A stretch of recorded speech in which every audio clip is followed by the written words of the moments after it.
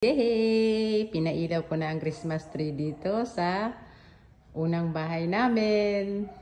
Sino ang naghanap ng parentahan na pwede daily or monthly, long terms, fully furnished? Dito po sa Emilia Homes, Cabantian, malapit lang po sa airport. Ito. Yan ang baba, sala, makikita. Yan, dito sa taas, malaki ang space. Yan, pwede dyan ang foam ilagay. Meron akong extra, dalawang foam. Yan. Tapos, yan, pwede lagyan ng mga picture frame dyan o ano ba, lagay nyo. Dito, katabi namin ang subdivision na, ano yan dyan? Subdivision, Aspen. Tapos, bakit padilim? Ilaw daw ako. Yan. Dito yung unang room. May aircon dito. Yan. Malaki din ito na room. Binalot ko yung unan para hindi madumihan. Yan siya. May mga cabinet. May mga cabinet. Oh, malaki yan.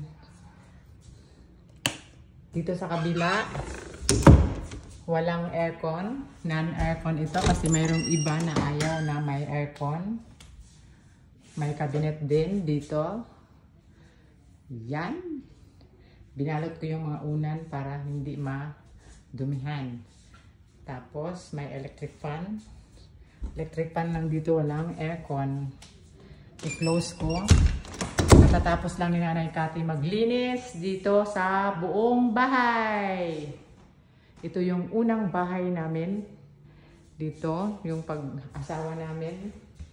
Dito kami kaagad nakatira. Yan, may nilagay pa na parang gate kasi yung anak ko nahulog dyan sa baba. Muntik.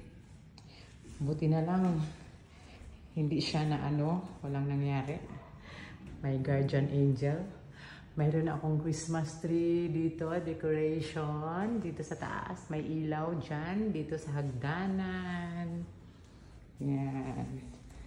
Tapos, dun sa bahay namin, walang Christmas tree pa.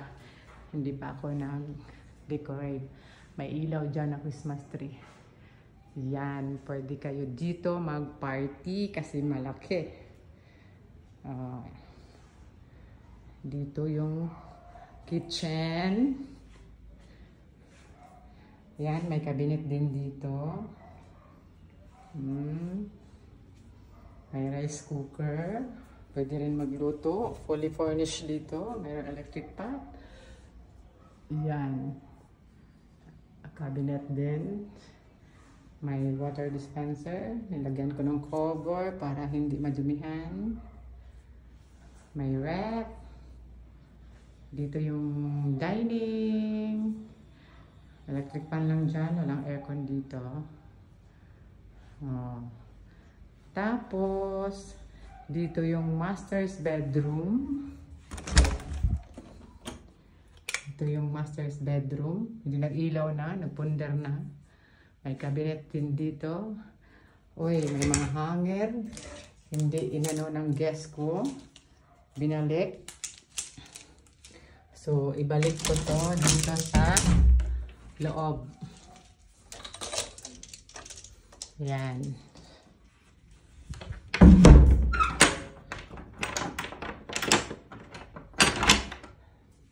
Yan, ito yung master's bedroom.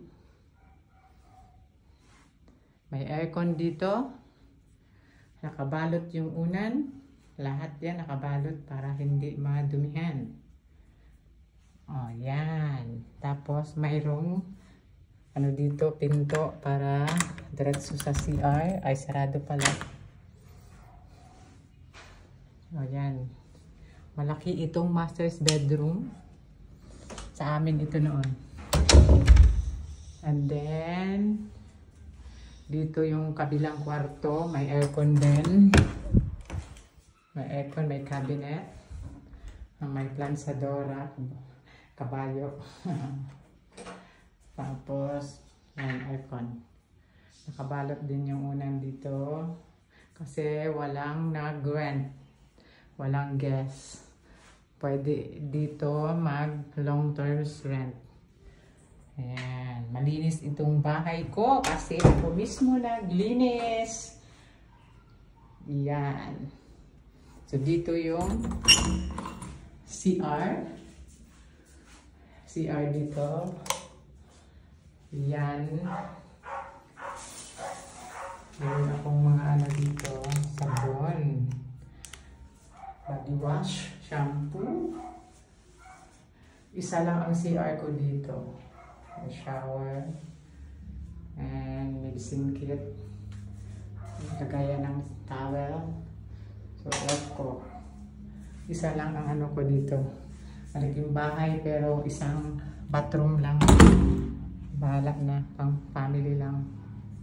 Kasi kami noon dito, okay lang. Isang bathroom.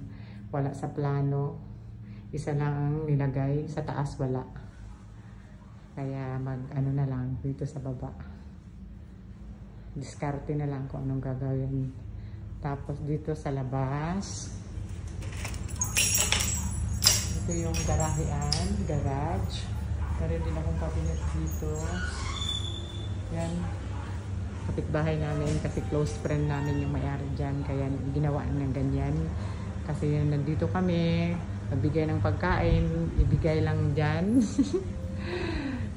Pwede na magpunta dito sa amin. Tinulungan kami ni Kuya Bibot. Yan. Patay na si Kuya Bibot. Engineer siya. Siya ang nagtulong sa amin dito na bahay. Namatayo. Ayan. Memories ni Kuya Bibot. Ito yung parang 2 stories with attic. Attic siya. May gripo dito. Yan. May hose. May mga tanim-tanim ako dito. Yan. Konti lang ang nakatira dito. 122 houses. Ito yung gilid. 150 square meters ang lote. 150 square meters. Sagad na namin. Ito yung labahan. Labahan dyan. Meron akong pundo na tubig. Ayan. Sampayan ng labahan. Pwede dyan mag-suba-suba dito. So, dito yung gilid. May space pa dito. So, sa likod. Ito yung mga kapitbahay namin dyan. Dalawang car ang pwede makapark dito. Dyan. Tsaka dito. So, ito yung labas. Labas ng bahay. Maliit lang. Konti lang mga tao dito. 122 houses. Yan. Ito. Ito yung labas.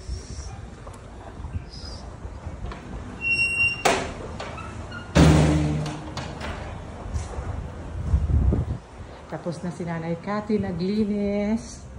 Punta na naman ako sa kabilang bahay. Yung pangatlong bahay. Tingnan ko doon, bisitahin ko. Doon sa Deca Homes. Harap ng Emily Homes. I-ano ko yun. Hindi na yun pa iparent ng asawa ko. Ibenta na. Magsarado na ako. Kasi pupunta na ako sa kabilang bahay din. Bisitahin ko doon. For sale na yun. Ibenta na yun. So, i-off ko yung ilaw. Baka hindi na off ang ilaw. Dito. Naka-off na. Ay, doon pala sa taas. Dapat i-off ko na ito. Ang chandelier. Yan. Okay, God bless our home. Thank you. Bye-bye. Bye. Merry Christmas advance.